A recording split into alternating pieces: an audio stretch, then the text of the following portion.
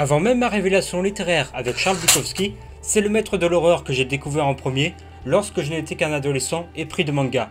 Je ne crache pas sur les bandes dessinées nippones, bien au contraire, j'adore ça. Mais c'est simplement que j'ai cherché de nouvelles sensations.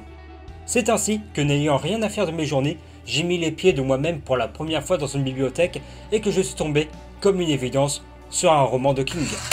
C'est donc en toute logique que je prépare au projet Halo Books, un projet monté par les booktubeuses Lire avec Lilia et les lectures d'Élise. En gros, chaque jour du mois d'octobre, un booktuber différent présente un livre qui l'a fait frissonner. Hier, Cédric Hermen vous a traumatisé avec le roman Séquestré de Chevy Stevens. Aujourd'hui, je vous propose de pénétrer dans l'horreur psychologique de Bazar.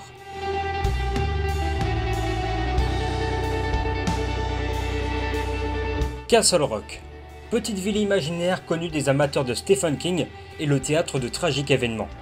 L'ouverture d'un magasin unique en son genre va bouleverser les habitants. En effet, ces derniers sont non seulement charmés par l'élégant propriétaire, mais surtout par la particularité de son magasin, puisqu'on y trouve de tout. Bon, vous allez me dire, oui, mais moi aussi, quand je vais chez Lidl, je trouve de tout. Oui, mais non, c'est pas ce que j'entendais par trouver de tout. Dans le cas de ce magasin, chacun peut y trouver un objet qu'il désire plus que toute autre chose au monde. Y a-t-il une contrepartie alors? Que nenni! Le charmant propriétaire tient absolument à satisfaire sa clientèle. Enfin, presque. Il ne réclame qu'une petite chose à effectuer pour mériter cet objet. Ça peut être porter un message à un autre habitant, ou faire une petite blague à quelqu'un. Rien de bien méchant. C'est en fait un service que l'on rend. Franchement, qui refuserait l'objet de ses rêves les plus fous en échange d'un tout petit service? Et pourtant, toutes ces petites actions ont chacune des conséquences de plus en plus lourdes, entraînant, dans un engrenage machiavélique, la fin de la petite ville de Castle Rock.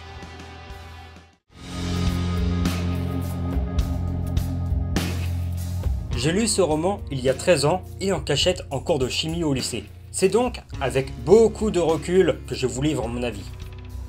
Tout comme Insomnie ou encore Cimetière de Stephen King, Bazar est un roman qui illumine de par le traitement de ses personnages. Dans cette œuvre, mis à part un ou deux clichés, chaque habitant de Castle Rock a une personnalité bien creusée.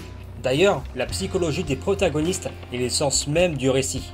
En effet, le propriétaire du magasin n'a aucunement besoin de sortir l'artillerie lourde pour rayer de la carte la petite ville.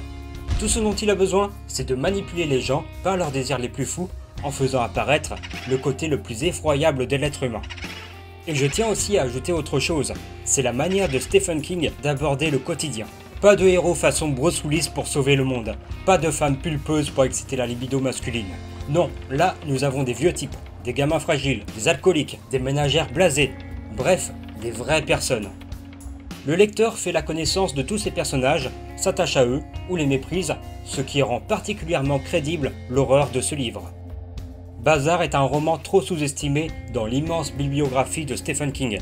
Et ça c'est vraiment dommage, parce qu'il contient tous les éléments nécessaires à l'horreur par une psychologie vraiment poussée des personnages cohérents de par leurs imperfections et leurs vices.